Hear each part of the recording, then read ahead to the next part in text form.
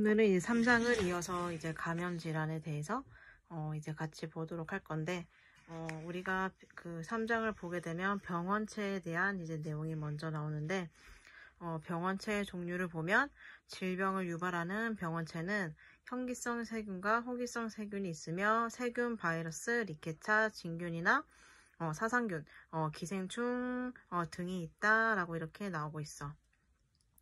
그래서 이제 현기성 세균은 즉 그 산소가 필요 없는 세균이고, 호기성 세균은 이제 산소가 있어야 사는 세균이야. 그래서 이제 현기성 세균 같은 경우에는 이제 미토콘드리아가 없는 세균이다. 라고 이제 보면 되고, 이제 그래서 그 밑에 보면 이제 국소 감염, 이제 병소 감염, 이제 뭐 혼합 감염, 이러한 단어가 나오는데, 국소 감염을 보면 이제 미생물이 몸 안에 침입을 해서 일정한 부위에 머물면서 이제 감염을 일으키는 경우를 이제 국소 감염이라고 한다. 그리고 이제 병소 감염은 이 감염원이 알레르기 반응을 일으켜서 원격 장기에 영향을 미치는 경우를 우리가 이제 병소 감염이라고 한다. 그래서 이제 그 밑에 보면 이제 박테리아, 세균에 대한 설명이 나오는데, 이 세균이라고 하면 이제 적혈구보다 작은, 단세포 미생물을 우리가 세균이라고 하고, 그 가로 안에 사이즈를 보면 7 마이크로미터 이하라고 되어 있어. 이것을 우리가 좀 더 쉽게 와닿게, 생각을 해보면, 즉 100만 분의 1미터라고 할 수가 있어. 그렇기 때문에 이제 엄청 작은 사이즈라고 보면 되지. 그래서 그 밑에 보면 막대 모양의 강균, 여기에는 장티푸스, 디프테리아, 결핵균이 있고, 원형 모양의 구균에는 포도상 구균, 연쇄상 구균이 있고, 나선형 모양의 이제 그 나선균에는 매독균 등이 있다. 그리고 이제 그 바이러스를 보면은 얘는 그 박테리아, 즉 세균보다 훨씬 작아. 아까 그 박테리아는 우리가 100만 분의 1미터였으면 이 바이러스는 10억 분의 1미터야. 그러니까 보이지도 않겠지. 그래서 이제 세포 내에 침입하면 이제 세포가 파괴되어야 사멸이 된다. 그리고 이제 리케차를 보면 세균과 바이러스의 중간 크기로 세균과 유사한 화학적 성분을 지니며 화학요법제에 대해 감수성이 있는 점이 바이러스와 다르다. 그래서 여기에 해당되는 게 발진티푸스랑 치즈 가무시 병이 여기에 속하는 거고, 진균이랑 사상균을 보면 진균은 광합성이나 운동성이 없는 생물이며 버섯, 곰팡이, 효모 등이 있으며 피부 질환을 일으킨다. 그리고 이제 기생충은 주로 중간 숙주에 의해서 전파가 되며 면역이 거의 없고 부적합한 조건에서도 장기간 생존이 가능하다. 개발 도상국에 많고 감염균에 따라서 치료가 다르다. 그래서 여기에 해당되는 게 옴, 이, 회충, 아메바성, 이질 등이 있다. 그렇다면 이제 이 병원체들이 어떻게 전파가 되는지 그 밑에 나오는데, 직접 접촉은 이제 숙주에서 숙주로의 직접적인 전달로 이제 보건의료인에게 가장 많다. 그래서 신체 접촉, 키스, 성교, 재채기, 기침 등으로 전파가 되는 거고, 간접 접촉은 이제 그 직접 접촉 없이 사람의 손, 파리, 음식 등 매개물이나 오염원을 통해서 감염이 되는 거야. 그리고 이제 그 국소 감염은 앞전에 말했듯이 미생물이 체내에 침입을 해서 일정한 부위에 머물면서 이제 감염을 일으키는 경우고, 병소 감염은 이제 감염원이 알레르기 반응을 일으켜서 원격 장기에 영향을 미치는 경우다. 그렇게 해서 이제 그 병원체 전파의 4대 영양 인자를 보게 되면 원인균, 이제 균력, 용약, 숙주 저항이 있는데, 이 원인균이라고 하면 이제 뭐 박테리아, 그리고 바이러스는 기생충보다 이제 빠르다. 그리고 이제 균력을 보면 이제 체내 방어를 무너뜨릴 수 있는 균체 능력을 우리가 이제 균력이라고 하는 거야. 그리고 용량은 이제 노출된 세균의 수고, 숙주 저항은 감염에 대한 숙주의 저항은 스트레스, 비위생, 영양 실조 등이다. 그렇게 해서 이제 감염병이 어떻게 생성이 되는지 밑에 나와 있는데, 맨 처음이 시작이 병원체야. 이 병원체라 하면은 이제 감염증을 일으키는 기생생물을 우리가 병원체라고 하는데, 이 병원체가 이제 병원소, 이 병원소라고 하면 이제 그 병원체가 본래 생활하고 있는 장소를 말하는 거야. 그래서 이제 병원체가 증식을 해서 집단을 이룸으로써 이제 감염이 성립되는 게 병원소지. 그래서 병원체가 모여서 병원소가 됐어. 그래서 이 병원소로부터 이제 병원체가 탈출을 하겠지.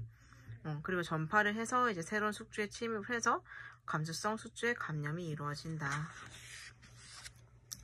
그래서 이제 생체 감염 방어 기구를 보면 이제 비특이적 감염 방어 기구랑 특이적 감염 방어 기구가 있어.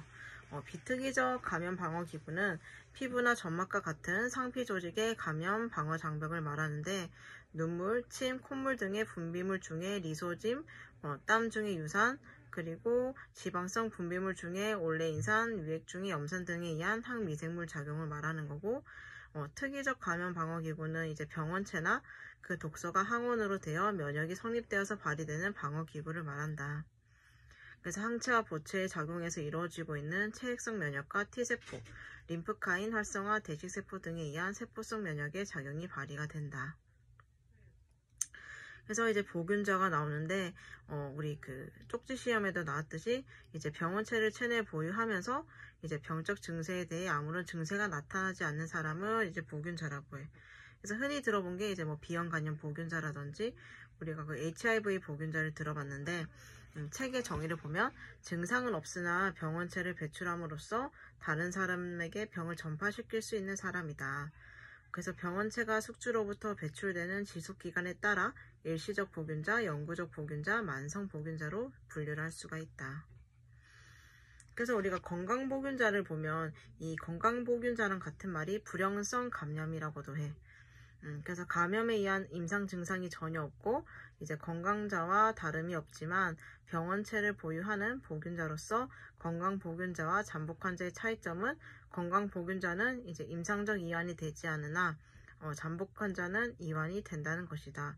그 이완이라는 게 병에 걸린다는 뜻이거든. 그래서 건강보균자는 이제 그 병에 걸리지 않지만 잠복환자는 이제 질병이 발생할 수가 있다. 이렇게 해서 이제 그 다음에는 이제 감염 질환 및 중독에 대해서 나오는데, 인체 감염 질환을 보게 되면 우리가 호흡기로 넘어가게 되면 인플루엔자균 감염이랑 이제 백일해가 있는데, 인플루엔자균은 이제 그 하부기도 감염의 원인이라고 볼 수가 있어. 그리고 이제 백일해를 보면 이제 그라문성 알막대균인 보르데텔라 백일해균의 감염으로 발생하며 발작성 기침과 들숨성 경련성 호흡이 특징이다. 그리고 후두 기관지염을 일으켜서 기관지 점막의 밀환, 발적, 화농성 삼출물이 나타난다. 그리고 이제 그 다음 디프테리아도 나오고 이제 홍역도 나오고 이제 우리 이하선염을 보게 되면 이제 병원체는 바이러스로 비말이나 공기로 전파되고 기미셈이나 고환, 난소, 젖셈 등에 발병한다. 그래서 보통 이제 85% 정도가 15세 이하에게서 발생하고 이제 뭐 타액을 통해서도 감염이 되고 소변 그리고 공기를 통해서도 이제 그 발생을 할 수가 있다. 그래서 이에 따른 합병증이 우리가 돌발성 낭청이랑 췌장염, 고환염이 있었어. 그래서 특히 이제 유행성 기미셈염은 생식선의 감염에 주의를 해야 한다.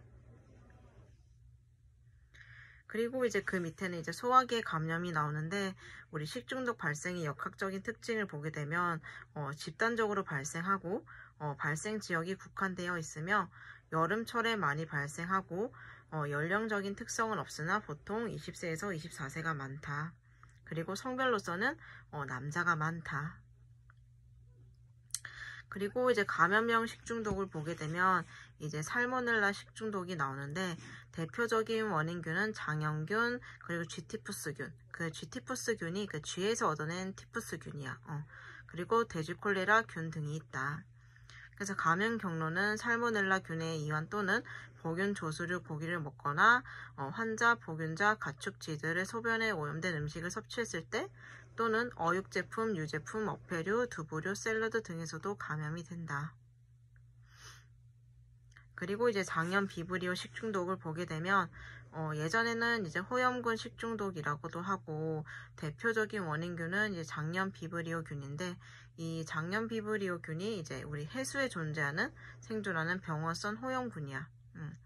그래서 감염 경로를 보면 원인 식품은 어패류가 주이며 주로 5월에서 11월, 특히 주로 7월에서 9월 사이에 많이 발생을 한다.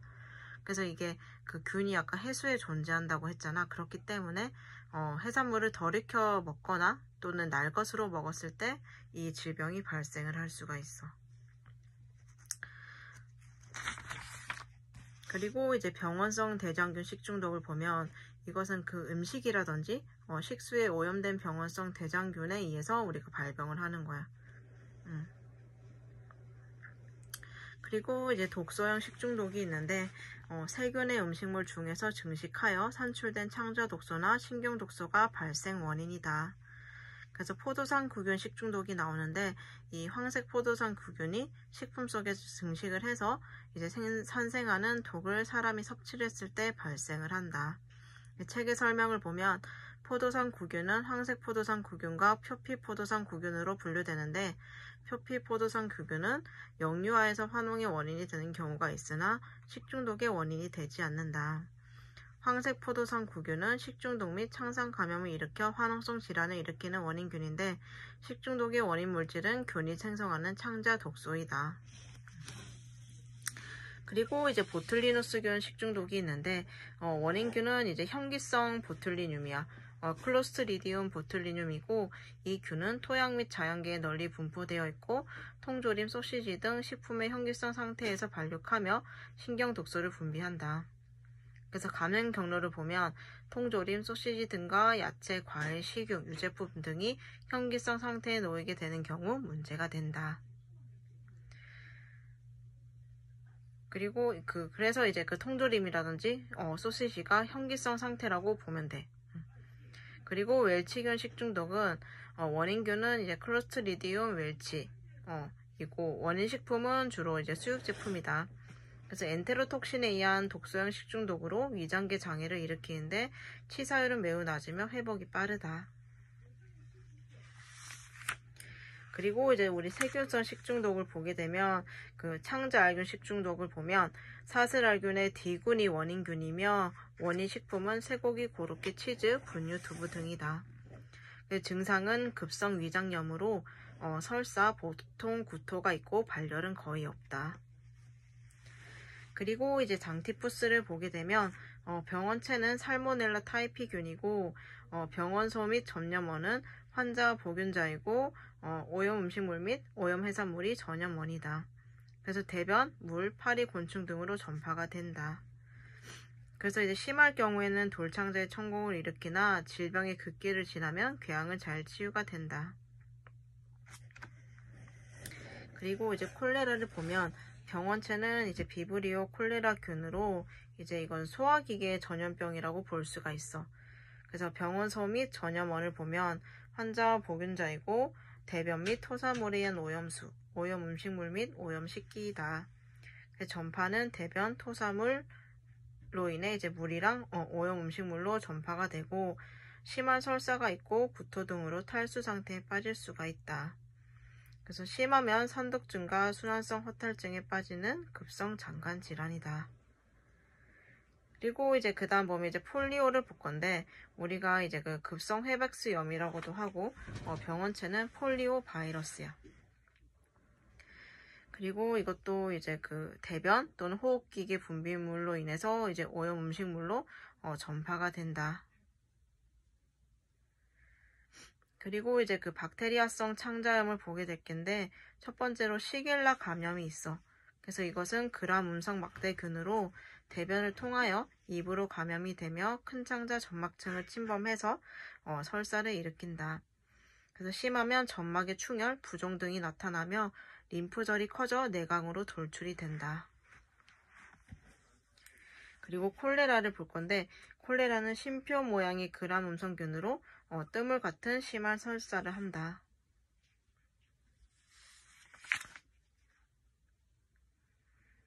그리고 이제 또 보면은 기해 감염을 일으키는 그라운성 감균을 볼 건데 첫 번째로 그 대장균 감염이 있어. 그래서 이것은 창자 내 세균으로 비침습성 공생체로 동물의 창자 안에서 자라고 인체에 해로운 세균의 증식을 억제하기도 한다. 그래서 요로 감염의 주요 원인균으로 외요로를 통해 방광 콩팥까지 역행성 감염을 일으킨다. 그리고 이제 녹용균은 이제 우리가 보통 화상 후 폐혈증을 일으키며 콘택트 렌즈를 사용할 때 각막염을 일으킬 수가 있는데 그 감염 경로를 얘는 보면은 뭐 기도라든지 요로 또는 화상 부위와 이제 상처에 의해서 감염이 발생을 할 수가 있어. 그래서 이제 증상에는 뭐 염증이 발생할 수도 있고 폐혈증도 발생을 할 수가 있다. 그리고 이제 레지오넬라는 그 주로 냉각기의 공기방울에 의해서 감염이 되는 균으로 허파갈이나 이제 말초부 세균간지의 병변이 나타난다.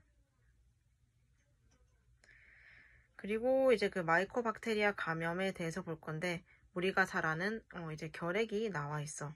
그래서 원인균은 마이코박테리눔 이제 튜버클로시스로서 발생 빈도 및 사망률은 감소 추세에 있다. 전파 경로는 감염된 숙주에서 기침이나 재채기 등에 의해 공기 중에 나온 균을 흡입하는 것이다. 그래서 이제 결핵은 발병 부위에 따라서 이제 뭐 폐라든지 흉막, 림프절, 뭐 척추, 신장, 위장 간에 이제 발생을 할 수가 있어. 그래서 이제 결핵균에 의한 감염은 약 2주에서 4주 후에 투베르쿨린 검사에서 감작 반응이 나타나게 된다. 그리고 이제 우리가 트레포네마 감염을 볼 건데 매독이 나와 있지. 그래서 이제 그 매독은 우리가 그 트레포네나 팔린 등 균이라는 균에 의해서 발병이 되고 성병이라고도 하지. 그래서 그 임신 중 상모가 활동성 매독인 경우 태반을 통해 전파되어 태아에서 선천성 매독을 일으키는데 간질성 결막염, 헛짓은 치아, 8차 신경농화가 특징적으로 나타나고 선천성 매독은 임신 18주 이에 감염이 된다. 그래서 이제 우리가 후천성 매독의 자연건강은 3단계로 진행이 됐는데 제1기는 이제 통증이었고 피부 궤양이 나타날 수가 있어. 특히 성기랑 항문 주위에. 그래서 보통 평균 3주의 잠복기 후 매독균이 침범한 부위에 하감이 생기고 림프절이 비대해진다. 그래서 주된 하감 부위는 남성의 경우 음경기두, 여성의 경우는 외음부와 자궁목 부위다.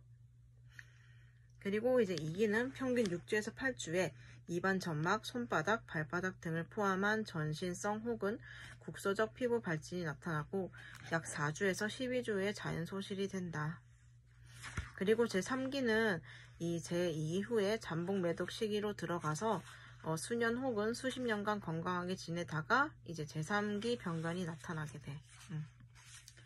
그리고 이제 리케치아 감염을 보면 절지동물에 물리거나 절지동물의 배설물이 우리 상처에 감염이 되어서 발생을 하는데 우리가 그 발진열을 보면 쥐가 감염원이고 벼룩이 매개자이다.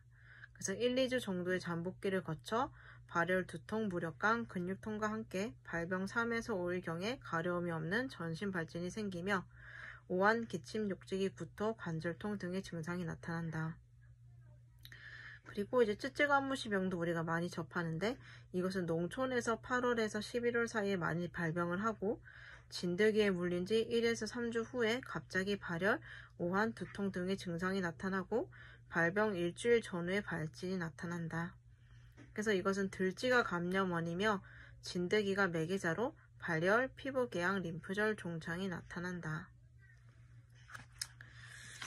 그리고 이제 또 우리가 볼 게 간염 바이러스에서도 간단히 보고 넘어가게 되면 간염은 간에 발생하는 염증을 통틀어서 일컫는 말로 A, B, C, D, E, F, G형 등이 있어. 그래서 A형은 우리가 경구감염으로 발생해서 나이가 많고 환경위생이 불량한 하류층에서 잘 나타나는 경향이 있다. 그리고 이제 그 B형 감염을 보면 황달이 없는 불형성 감염이 많고 10% 정도에서 황달을 보이며 만성화가 가능할 뿐 아니라 수평 및 수직 감염이 가능하다. 그래서 주로 혈액과 혈액의 접촉, 침, 소변, 분변, 정액, 태반 등을 통해 감염이 된다. 그리고 C형은 이제 전 세계적으로 간질환의 중요한 원인이며 문신, 성교, 습관성 약물 복용자, 혈액 투석, 신장 이식 등이 원인이 된다. 그리고 D형은 B형과 동반해서 델타 바이러스에 감염이 되고 이 바이러스는 인체에서 단독으로 감염이 될 수는 없고 그 B형과 함께 있을 때만 이제 감염을 일으킬 수가 있다. 그리고 E형은 항문 구강 경로로 전파가 돼서 주로 열대 지역에서 발생을 한다. 그리고 이제 그 밑에 대상포진을 보게 되면 지각신경 분포에 따라 편측성으로 물집성 발진을 일으키며 심한 통증이 동반되는 것이 특징이다. 그래서 가슴 부위가 호발 부위이며 한 번 앓으면 평생 면역을 갖게 된다. 그래서 이 대상포진의 원인균은 DNA 바이러스인 수두 바이러스이다. 그래서 이제 주로 그 면역력이 떨어진 사람에게서 잘 발생해. 책에도 나와 있듯이 특히 암 말기 환자, 면역 억제제 사용자, 그리고 항암제 사용자 등에서 발생한다고 되어 있는데 그렇기 때문에 좀 연세가 있으신 분들도 잘 발생을 하고 요즘 젊은 층 사이에서도 많이 발생을 한다고 해. 면역력이 떨어지면 이제 찾아오는 질병이기 때문에 이제는 그 나이가 드신 분들만 아니라 젊은 사람들에게서도 발생을 할 수가 있다. 그리고 이제 또 보게 되면 우리가 그 진균증 파트를 넘어가게 되면 칸디다 알비칸스가 있는데 칸디다증, 허파 칸디다증, 전신 아구창, 혀염, 뇌음과 질염 등을 이제 일으킨다라고 나와 있어.